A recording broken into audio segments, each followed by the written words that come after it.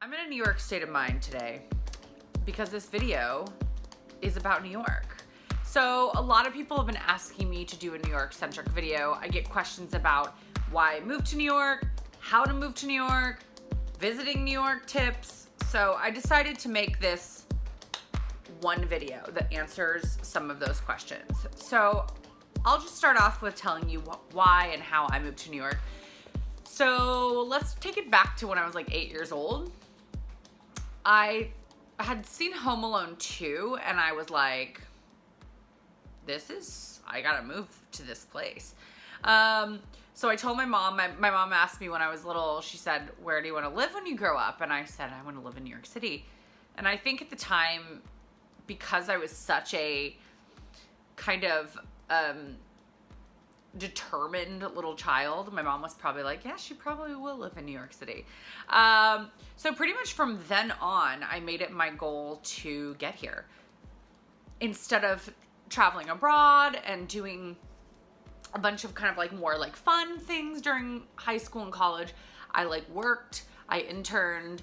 I was like, my dream was to be a magazine editor in New York. And I thought I was for sure going to be the next Anna Wintour.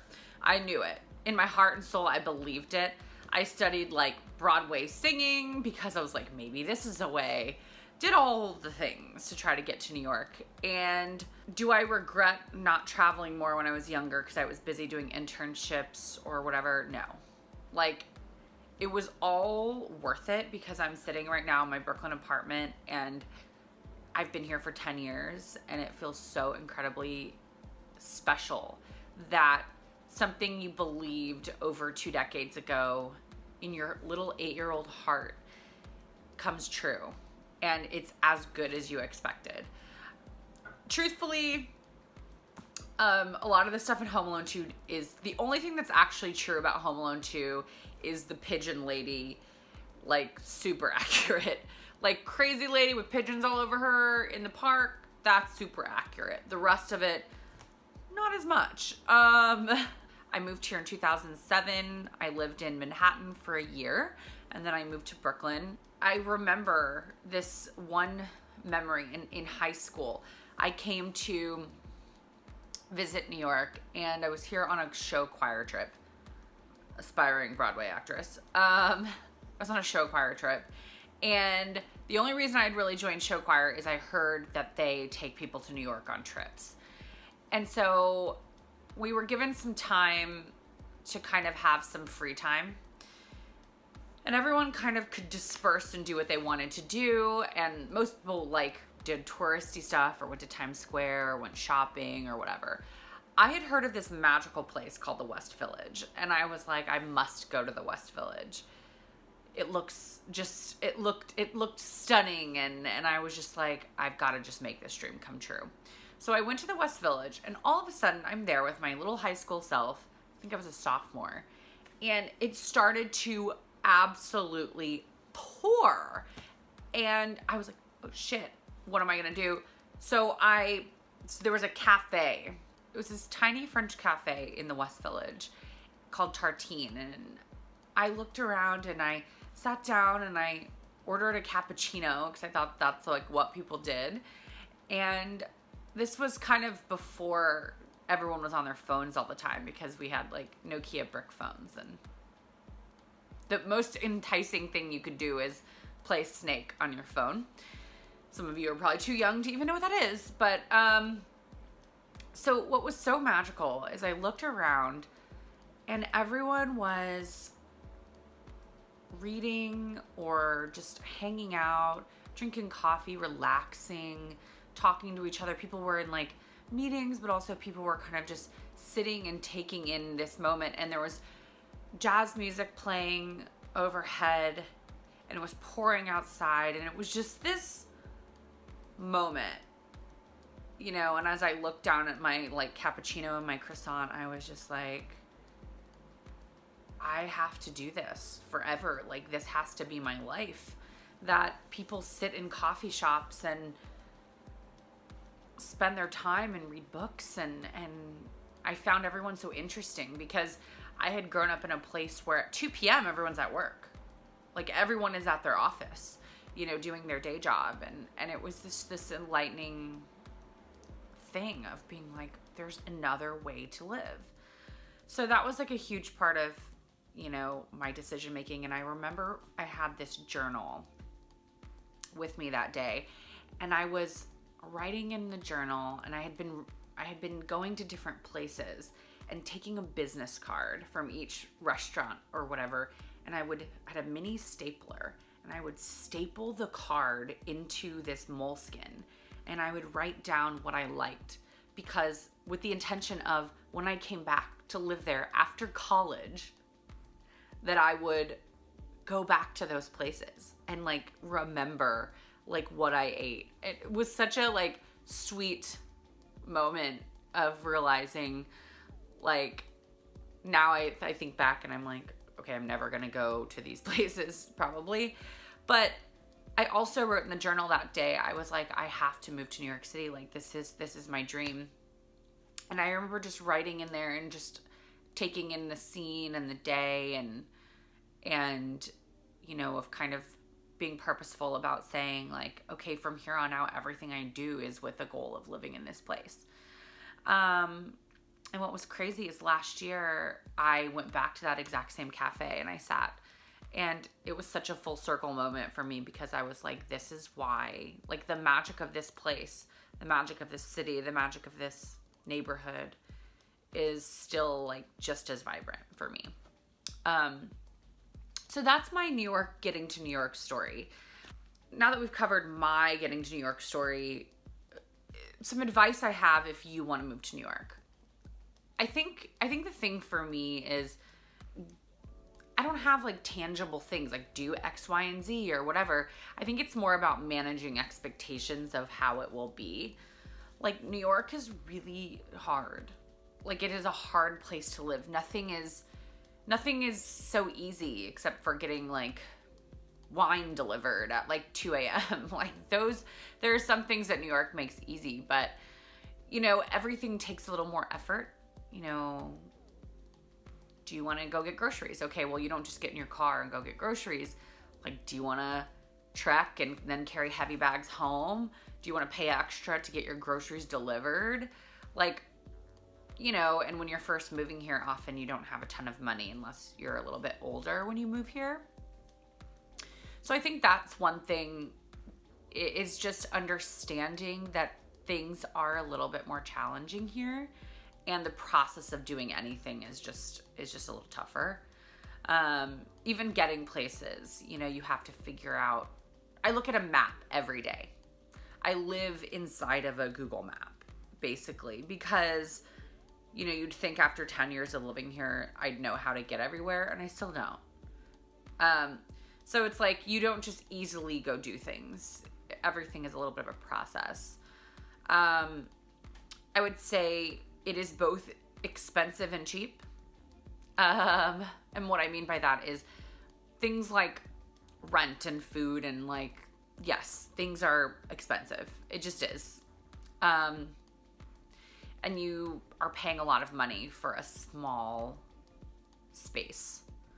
But it is cheap in the sense that there's so many things to do that are free, or just the experience of walking around the city and going to parks and just being just in the world in New York is cheap or free. And the amount of context you get for the world and for life for free is a pretty amazing thing. Some misconceptions about New York, that it's unsafe. Like, it's the safest place. I never am scared or worried. You should not be scared or worried or anything. People that have never lived here don't understand Brooklyn. They don't understand that Brooklyn is pretty much like Manhattan, but like a little bit less crazy, and I prefer it. Actually, I think, you know, a misconception is, oh, I have to live in Manhattan to get the full New York experience, and that's just not true. It is it is definitely gritty, but it's not like dirty. You know, it's not New York in the 80s. It's definitely pretty tame. So yeah, I think, you know, a common question I get is like, how do I move there? And the thing is the New York attitude, the whole thing that makes the city pulse and work is that people just do it. Not only move here, but just do the things. You know, they throw themselves into their passions. They throw themselves into their work. They throw themselves into the city itself. And so really being a person that is comfortable just saying, I don't fucking know, I'm just gonna put myself into the situation, is kind of like the type of person who should move to New York. I think, you know, this is a place full of people that are like hustling and trying to make it work. And so I think the knowledge that you're not alone in figuring out life in New York is helpful. It's very common for people in their mid-30s to still have roommates. I don't have a roommate, but I had roommates up until like last year. People do what they need to do to survive. And part of that is everyone has a side hustle. If their main hustle doesn't pay the rent, sometimes the side hustle becomes the main hustle. But yeah, it's a magical place, because with the difficulty of living here comes people that are willing to engage in the difficulty. So that's why the people of New York are just extremely resilient, strong, opinionated people that are doing amazing creative things. So yeah, I think that's kind of like, if you want to move here, like, you have to be a person that is fearless. And it also isn't that scary, let me tell you. The last section that people often ask me about is they're coming to visit New York and they're like, what do I do? What do I see? Where do I eat? Like, can you tell me some fun things to do? And the best advice I can give is actually to download a couple apps. So this is like a very kind of logistical thing, is I like 3 different apps. Well, Google Maps, you need Google Maps. And the great thing about Google Maps in New York is you can do point A to point B directions, and it'll tell you how to get there by car, by walking, and by train. So it'll lay out the subway directions if you choose to take the subway, or you'll approximately know how long it's going to take you to get there walking or by car. So that's just a really handy thing. You don't need a fancy subway map. It just tells you everything and it'll map it all out for you. The second app I would say to download is an app called Supper. And Supper is a restaurant app that basically is a really curated group of restaurants in Manhattan and Brooklyn and Queens. I think it includes Queens. But it basically it's a very curated list of like places. So it's not like Yelp where there is every restaurant that exists and a bunch of reviews from random people. It's been already pre-curated, so you can look through there and kind of pretty much anything on that app is going to be a trustworthy, great little place. It's definitely not like for super fine dining or anything like that. Like if you're looking to go to, you know, like a Michelin star restaurant, it's probably not on there. But for like great, cool, you know, vibey spots, it's a great resource. And then another app called Resy, R-E-S-Y. And that's an app that is very similar to Supper in that sense that it is a curated list of restaurants, but you can also book reservations right through the app. And, you know, if you're only in New York for a short period of time and you really want to, you know, eat at all the places that look interesting to you, that's definitely a great thing, is to make reservations. And the app is also curated, so it's not just reservations anywhere. So those are 3 kind of like logistical, easy things to prepare before you get here. I would also say, you know, I always tell people, go and kind of just go to some cool neighborhoods. So some neighborhoods I really like in Manhattan are like I mean, I like Soho. I like the West Village, Greenwich Village. You can go around the like Gramercy Park area. You should probably like, you know, you can scoot around like the Union Square kind of area. Personally, I don't really go above 34th Street ever, or at least I try not to. If you must go see Times Square, I mean, you can check it out. It's just like a mall with lots of lights though, so if you miss it, don't feel like you're missing out. Oh, and then also like Chelsea, anything by the water is super nice. And then some of my favorite overlooked portions of Manhattan that most tourists don't go to are the East Village and the Lower East Side. Just for like cool small museums, galleries, like more smaller shopping, great restaurants and bars and coffee shops. And then another big thing is if you're visiting Manhattan, if you're visiting New York, don't forget to not go to Brooklyn. Brooklyn is probably has more stuff that I would want to see, honestly, if I was touring New York. So hit up Williamsburg, hit up Greenpoint, you know, go down to Dumbo, walk the bridge, eat at some restaurants underneath the bridge. It's a great experience. I mean, my neighborhood is Bed-Stuy. I don't know if I'd point a new visitor to New York here, but if you're feeling like adventurous, I love this neighborhood. Go to Fort Greene, Cobble Hill, Brooklyn Heights. Brooklyn to me actually feels more like New York, to be honest. So don't be afraid of Brooklyn. But I think the main thing is pick a neighborhood or whatever and just explore. Walk around, pop in shops, go down some little streets. Like the beautiful thing about New York is what is amazing is in the kind of things you just stumble upon rather than having everything planned out. And also it takes a little bit to get places. So if you have everything planned out to a T, you're gonna spend so much time commuting back and forth to all these kind of like places you wanna go, and you're gonna kind of miss some cool stuff in between. So I would just say like, be a little bit more free with your experience here. Let yourself be kind of pulled in directions. Don't be so, I mean, yes, use the apps to do food, but if you walk by somewhere that looks cute and that you like the vibe and the food looks good, pop in, you know? Like, I always think like, it is not about every single thing on vacation or a trip being perfect. It's about having an experience. And so, you know, you don't need to get the best pizza in New York, maybe, unless that's something that's really important to you.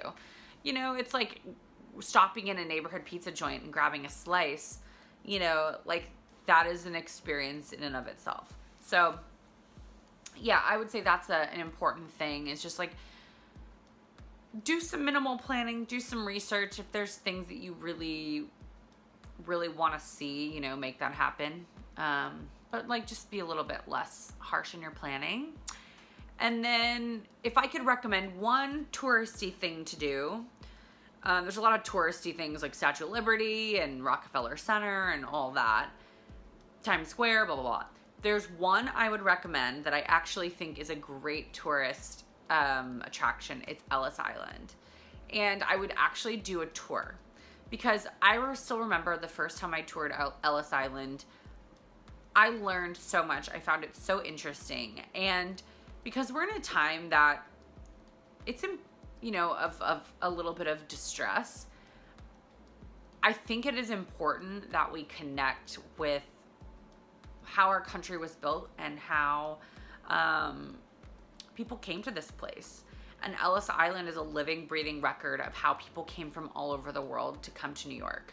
And it is a really, really cool experience. So if you can pick one tourist thing to do, I would put that on the list. Plus you take a ferry there, so it's kind of like you're taking a boat ride too. I hope this gave you some inspiration and some insight, and I hope it helps. I'm gonna go, but I hope to see you in New York very soon. All right, bye guys.